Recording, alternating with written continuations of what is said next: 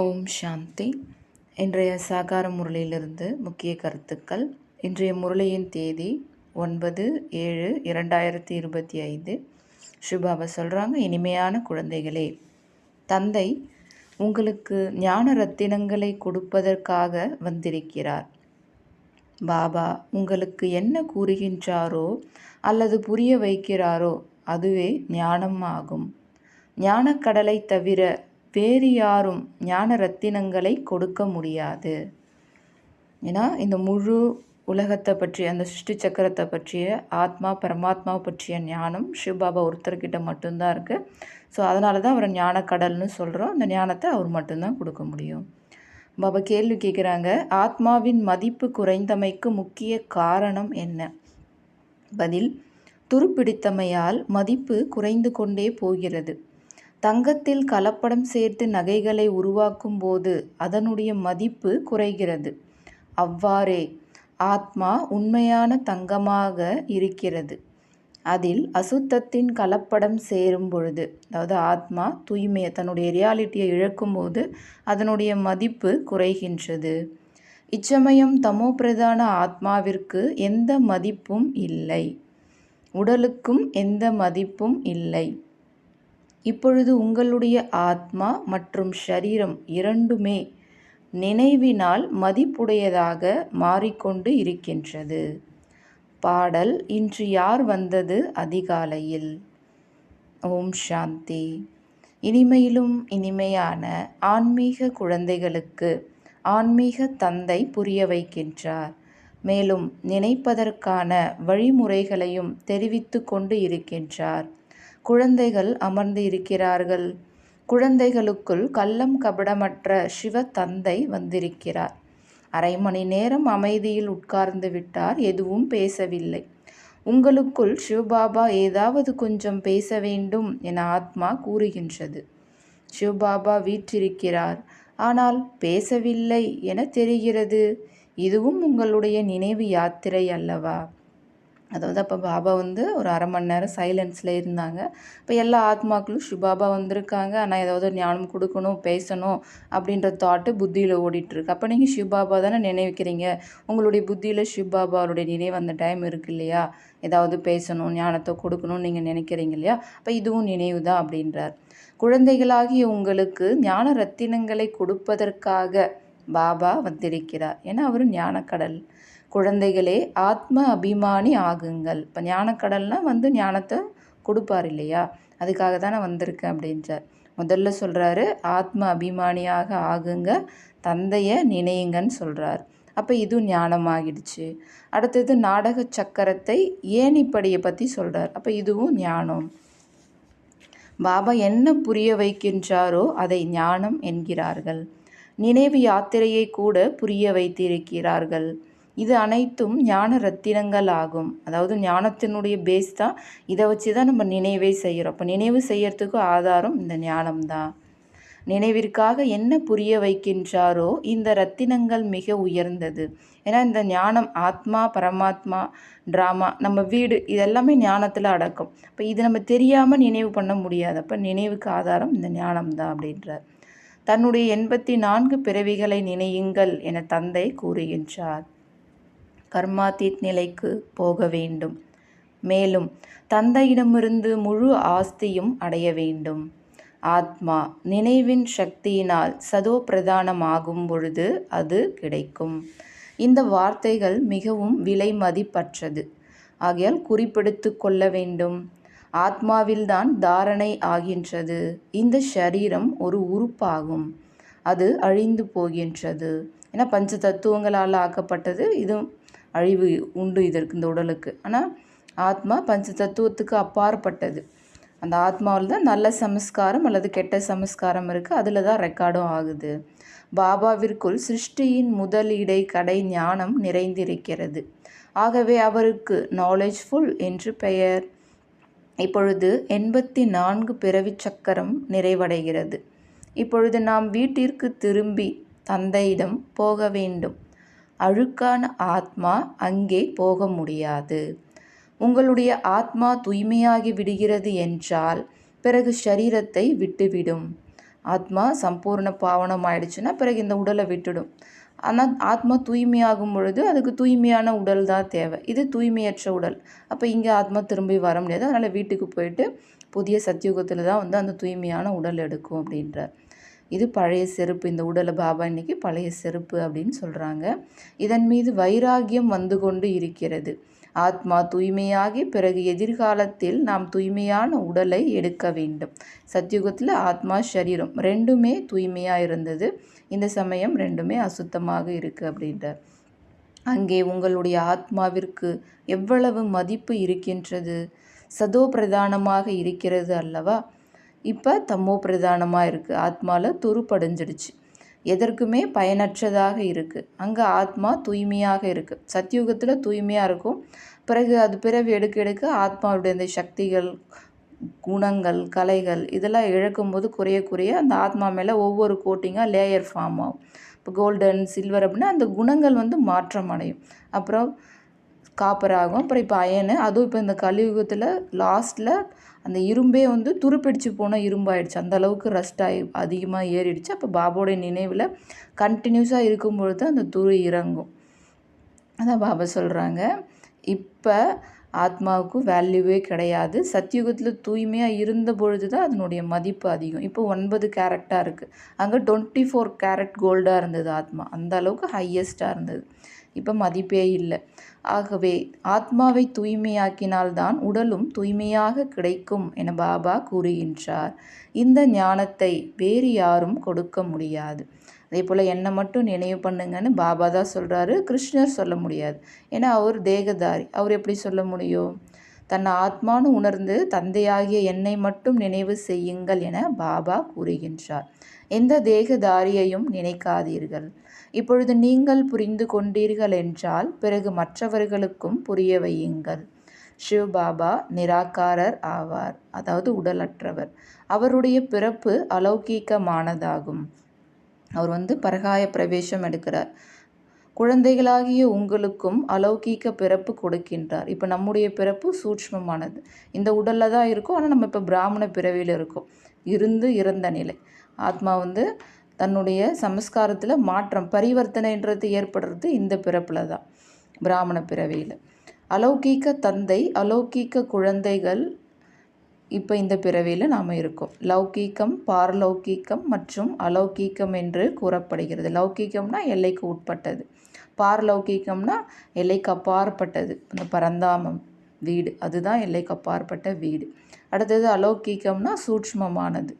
இப்போ நாம் எடுத்திருக்கக்கூடிய இந்த பிராமண பிறப்பு மறைமுகமாக இருக்குது இல்லைங்களா, குப்தமாக இருக்குது, யாருக்கும் வெளிப்படையாக தெரியாது. அதனால தான் பாபா இது அலௌகீக பிறப்பு அப்படின்றார். தந்தை உங்களை தத்தெடுத்து ஆஸ்தி கொடுக்கின்றார். அலௌகீக தந்தையிடமிருந்து அலௌகீக சொத்து கிடைக்கிறது. பிரம்மா குமார் குமாரிகளை தவிர வேறு யாரும் சொர்க்கத்திற்கு அதிபதி ஆக முடியாது.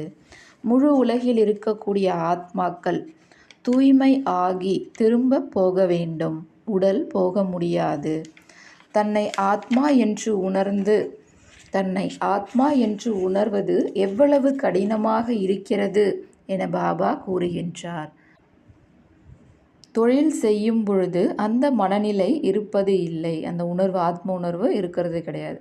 தன்னை ஆத்மா என்று நினைக்கவில்லை என்றாலும் சிவ பாபாவையாவது நினையுங்கள் என்று பாபா கூறுகின்றார்.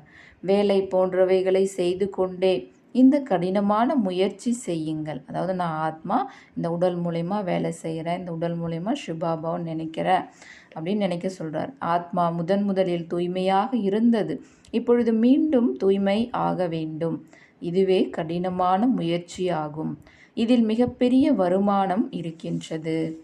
இங்கே கூட ராஜாக்களாக இருந்தவர்கள் பிரஜைகளாகிவிட்டனர். ராஜாக்கள் மீது பிரஜைகளின் ஆட்சி ஆகிவிட்டது. நாடகத்தில் இவ்வாறும் நிச்சயிக்கப்பட்டு இருக்கிறது. கடைசியில் இந்த நிலை ஏற்படுகிறது. நீங்கள் குப்த வேடத்தில் மனப்பூர்வமாக, உயிருக்கு உயிராக, அன்போடு தாங்கள் இழந்த ராஜ்யத்தை அடைகிறீர்கள்.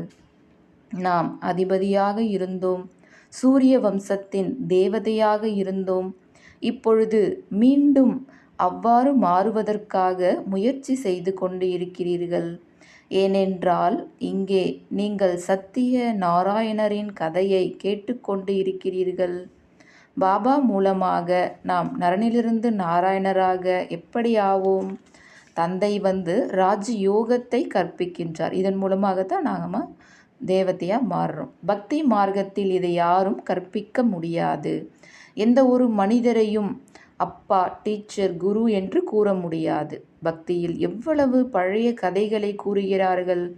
இப்பொழுது குழந்தைகளாகிய நீங்கள் 21 பிறவிகளுக்கு ஓய்வெடுப்பதற்காக நிச்சயமாக தூய்மை ஆக வேண்டும். ஏன்னா சத்யுகுத் திரேதாயுகத்தில் ஃபுல் ரெஸ்ட்டு தாங்க. நம்ம இங்கே கஷ்டப்பட்டு கடினமாக வேலை செய்கிற மாதிரி உழைக்கிற மாதிரி எந்த காரியமும் இருக்காது.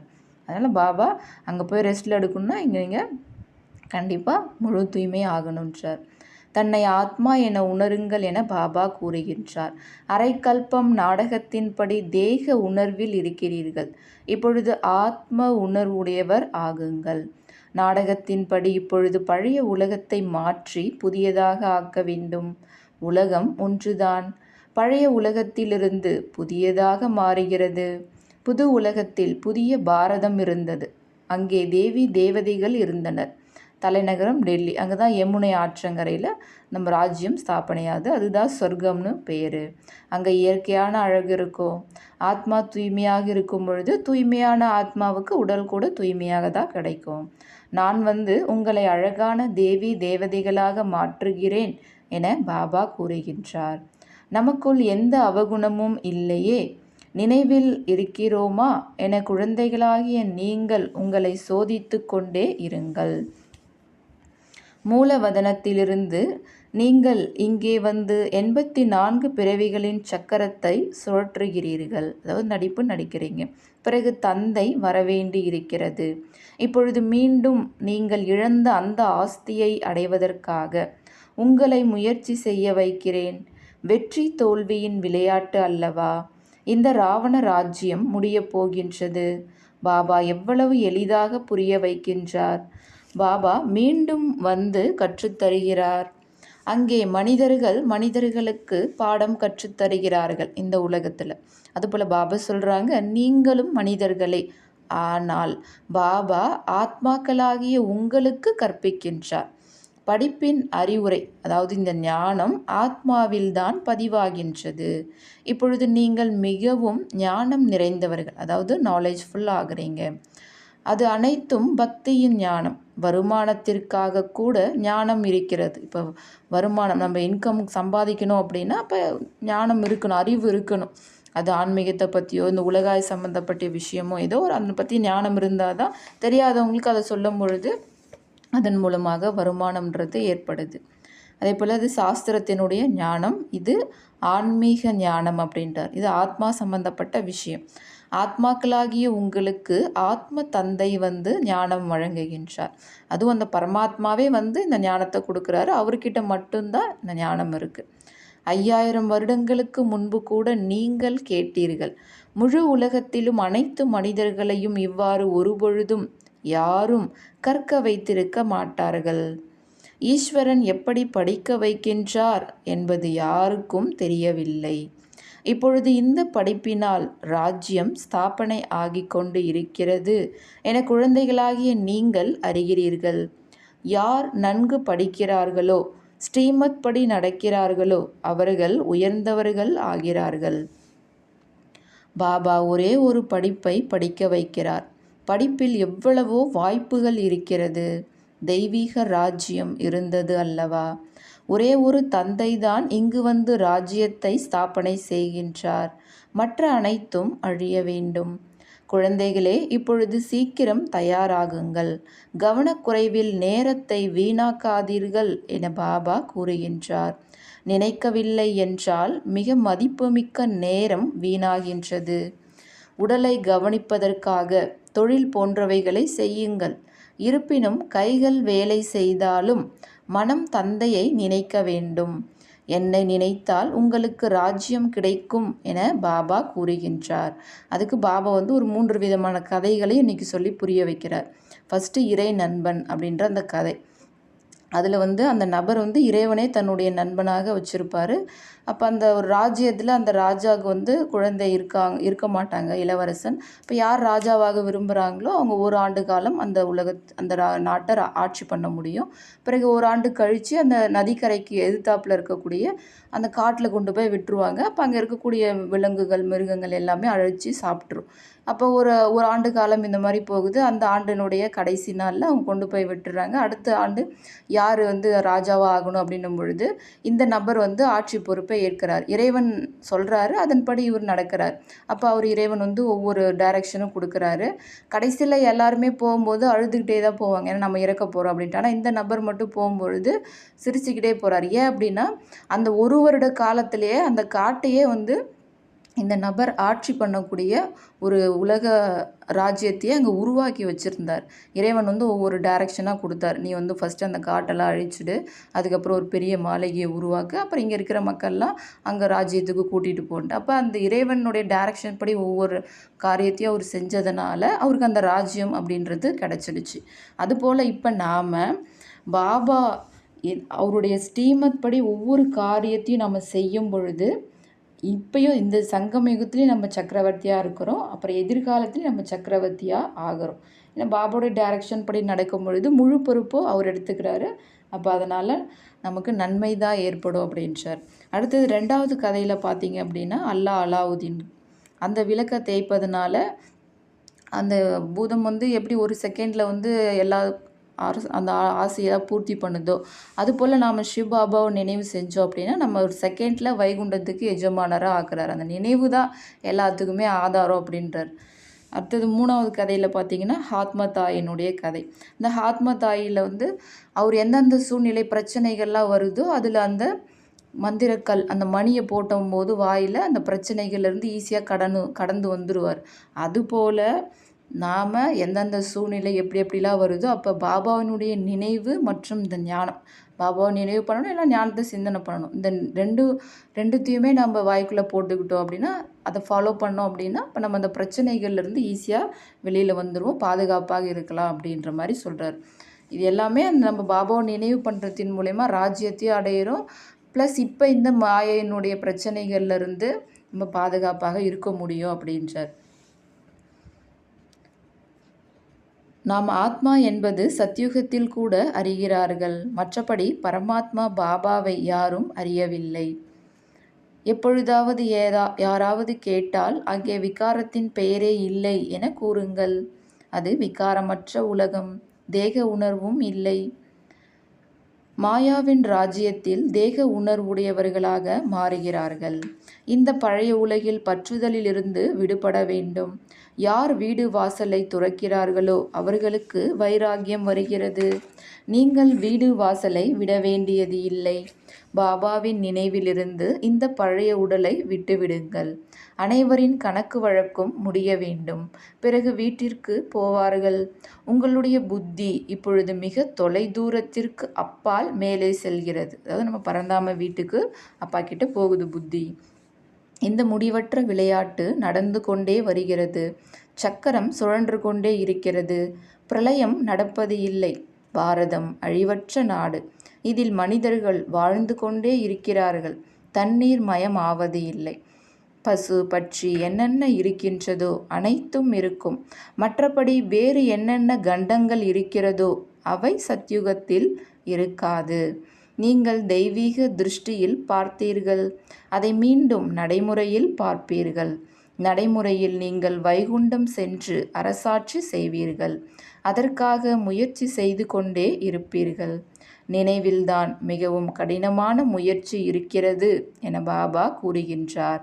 மாயை நினைக்க விடுவது இல்லை. மிகவும் அன்போடு பாபாவை நினைக்க வேண்டும்.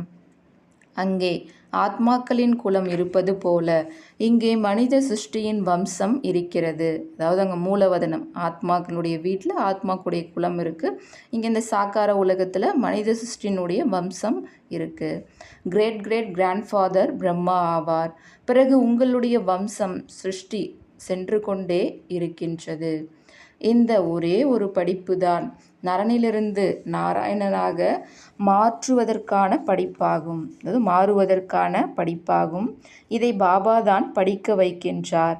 ராஜாக்களுக்கு ராஜாவாக, தூய்மையான ராஜாவாக நீங்கள் மாறுகின்றீர்கள்.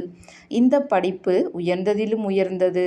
படிக்க வைக்கக்கூடியவரும் உயர்ந்ததிலும் உயர்ந்த சிவபாபா ஆவார். இப்பொழுது நீங்கள் படித்து கொண்டு இருக்கிறீர்கள். மாணவர்கள் ஆசிரியர்களை ஏன் மறக்கிறார்கள்? பாபா மாயை மறக்க வைத்து விடுகிறது என கூறுகிறார்கள். குற்றத்தை மாயையின் மீது சுமத்துகிறார்கள். அட, நீங்கள்தான் நினைக்க வேண்டும். தலைமை ஆசிரியர் ஒருவரே, மற்ற அனைவரும் உதவி ஆசிரியர்கள். சிவபாபா ஒருத்தர் தான் தலைமை ஆசிரியர், மற்ற எல்லாருமே உதவி ஆசிரியர்கள். தந்தையை மறந்து விடுகிறீர்கள். சரி, ஆசிரியரை நினையுங்கள். உங்களுக்கு 3 வாய்ப்புகள் கொடுக்கப்படுகிறது. ஒருவரை மறந்தாலும் மற்றொருவரை நினையுங்கள். அதாவது அப்பா, டீச்சர், சத்குரு மூவருமே ஒருத்தர் தான். இப்போ நம்ம அப்பா கிட்டேருந்து ஆஸ்தி அடைகிறோம். இப்போ அப்பா ஆஸ்தி மறந்து போயிடுது அப்படின்னா இப்போ டீச்சர் ரூபத்தில் நினைவு பண்ணுங்க. அவர் நம்ம எந்த நிலையிலேருந்து என்னவாக மாற்றுறார், மனிதர்லேருந்து தேவதையாக மாற்றுறார், அதுக்கான குவாலிட்டிஸ்லாம் இப்போ நமக்குள்ளார கொண்டு வரார் அப்படின்னு ஆசிரியர் நினைங்க.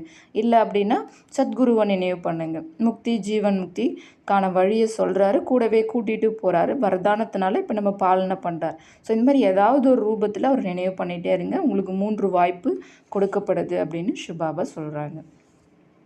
இனிமையிலும் இனிமையான காணாமல் போய் கண்டெடுக்கப்பட்ட செல்லமான குழந்தைகளுக்கு தாயும் தந்தையும் ஆகிய பாப் தாதாவின் அன்பு நினைவுகள் மற்றும் காலை வணக்கம். ஆன்மீக குழந்தைகளுக்கு ஆன்மீக தந்தையின் நமஸ்காரம். ஆன்மீக தந்தைக்கு ஆன்மீக குழந்தைகளின் நமஸ்காரம்.